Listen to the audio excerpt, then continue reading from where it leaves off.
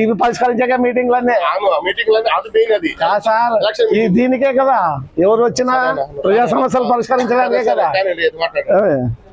అదే సార్ ఈ ప్రజా సమస్యల వల్ల ఎందుకంత నిర్లక్ష్యం వహిస్తున్నారు, ఎందుకు ప్రజలకి మౌలిక వసతులు కల్పించడంలో మనం ఇంత వెనుకబడినాం అనే దానికి మేము అన్ని కూడా తిరిగిగా నివేదిక కూడా తయారు చేసుకొచ్చినాము.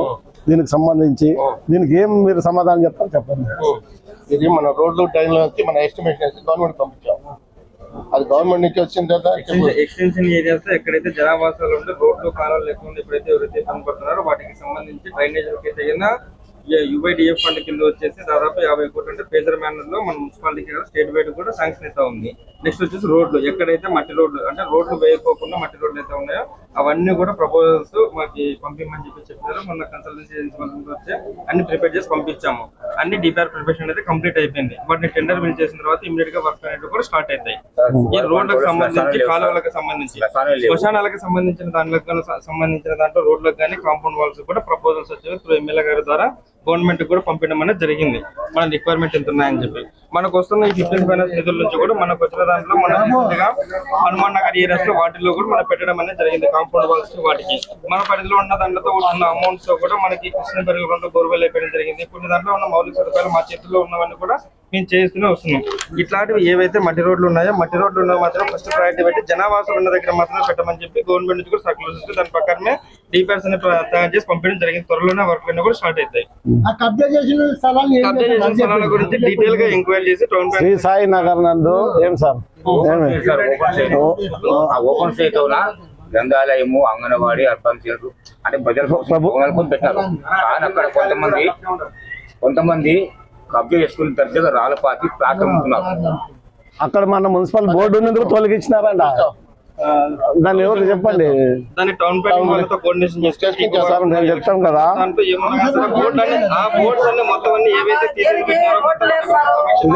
శ్రీ సాయి నగర్ సార్ శివార ప్రాంతం వినండి, వాళ్ళు వినండి. నీళ్లు ఒక పొలం మీద ఎంతో జనం తాగాలి సార్. అడవిలోన పాములు పురుగులు వస్తున్నాయి, నీళ్లు లేదు, కరెంట్ లేదు. ఎన్నేళ్ళ మాట ఉండబట్టి చాలా ఏళ్ళు మా బాడీలు కట్టలేక ఆడే ఉండం సార్. రెడ్డి ఇచ్చిన ప్లాట్ల మీదే ఉండం సార్. వైఎస్ రాజశేఖర్ రెడ్డి ఇచ్చినారు సార్ ప్లాట్లు. ఆడే అడవిలోనే ఉండం సార్ మేము. మాకు బడి లేదు, మళ్ళీ 2 మంత్రాలు నడిచి రావాలి సార్. బడి లేదు, ఇంట్లో అంగన్వాడీది కావాలి సార్, బడి కావాలా, గుడి బాగా కావాలా, మా గేరు బాగా కావాలి సార్. ఒక పొలం మీద అందరు తాగుతున్నారు నీళ్లు. ఆడ స్థలం ఎవరు స్థలము అందరు కబ్జా చేసినారు సార్. ఏమైనా చెప్పకపోతే పోలీస్ స్టేషన్ కి వేసి బాగా కొట్టి బయటకి ఇడుస్తుంటారు సార్. అక్కడ అడ్డుపడినటువంటి వ్యక్తుల్ని పోలీస్ స్టేషన్ లో వేసి కొడుతున్నారు. ప్రభుత్వ స్థలాన్ని దర్జాగా ఆక్యుపై చేసుకుని పట్టాలు చేసుకుని చేస్తుంటే మళ్ళీ మనం ఏం చేస్తున్నట్లు అనేది సార్. దానికి మీరు ఖచ్చితంగా మీరు ఇంత సమయం తీసుకుని ఇవన్నీ ఏదైతే ఉన్నాయో కదా ఇవన్నీ మీరు చూసారు సార్. ఎందుకంటే ప్రజలు ఇప్పుడు మనకి వాళ్ళ కష్టార్జితంతో పన్నులు కడుతున్నారు సార్. మనకి కేంద్ర ప్రభుత్వం ఇస్తుంది గ్రాంట్, రాష్ట్ర ప్రభుత్వం ఇస్తుంది. మనకి 15-16 ఫైనాన్స్ సెక్షన్ కింద గ్రాంట్స్ వస్తాయి. ఈ 5 సంవత్సరాల్లో ఎన్ని కోట్లు వచ్చినాయి, ఎంత ఖర్చు పెట్టినాము అనే దాన్ని కూడా మేము ఇన్ఫర్మేషన్ యాక్ట్ కింద మీకు లెటర్ పెడతాము. దాని సమాచారం ఇవ్వండి. ఎందుకు ఇంత అంటే ఆదోన్ అంటేనే ఒక రెండో ముంబైగా ఉంది. మరి ఇలాంటి ఎందుకు మనం నిర్లక్ష్యం? ఈరోజు మన గ్రేడ్ 1 మున్సిపాలిటీగా ఉంది. అసలు 160 సంవత్సరాలు పైబడి చరిత్రనే ఇప్పుడు కూడా మన వెనుకబడితనానికి అంటే మాకు తెలిసి అధికారుల ముందు జాగ్రత్త లేకపోవడం వల్లే ఈరోజు జరుగుతుందని మాకున్న సమాచారం. ఆ మున్సిపాలిటీకి సంబంధించినటువంటి ఆడిట్ కూడా సరిగ్గా లేదనేది ఒక సమాచారం. ఎట్లా సార్ ఏం అంటే ప్రజాధనం అంటే అంత నిర్లక్ష్యమా? మన ఇంటి ఆదాయాన్ని అయితే మనం అట్లా నిర్లక్ష్యంగా ఉంటామా చెప్పండి. ఇవి ఇంత ఇబ్బంది చూడండి, వీళ్ళంతా శివార ప్రాంతం వల్లే. మరి మీరు వెంటనే చర్యలు తీసుకోవాలి సార్. చూడండి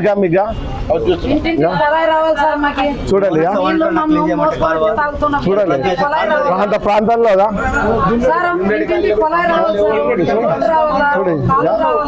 ఇవన్నీ సార్ మేమేమైనా ఆశావాసంగానే కదా.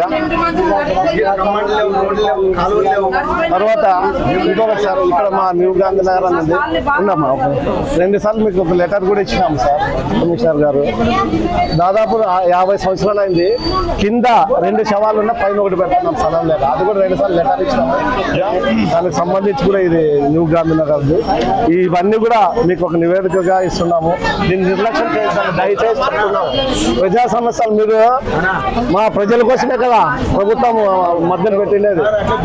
ఇవ్వండి, చెప్పండి, వివరాలు చెప్పండి సార్.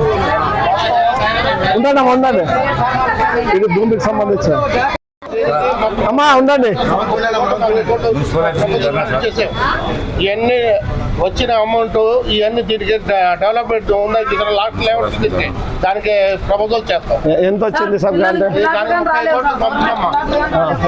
ఇదిగా శ్రీ సాయినగర్ సంబంధించి ఏదైతే ప్రభుత్వ భూమి ఆకుపోయిందో దానికి లెటర్, ఇవన్నీ ఖచ్చితంగా మీరు పరిశీలన చేసి ఇది చేయాలా.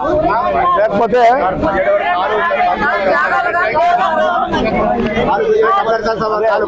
ఎప్పుడు సమాచారం ఇస్తారు? ఈ కబ్జా గురైన చేసి ప్రజలు కానీ సమాచారం ఇవ్వాలా.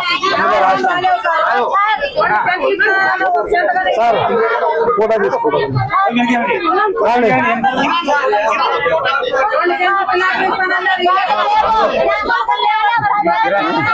ఇది ఆడ ఎంఆర్ ఆఫీస్. అదే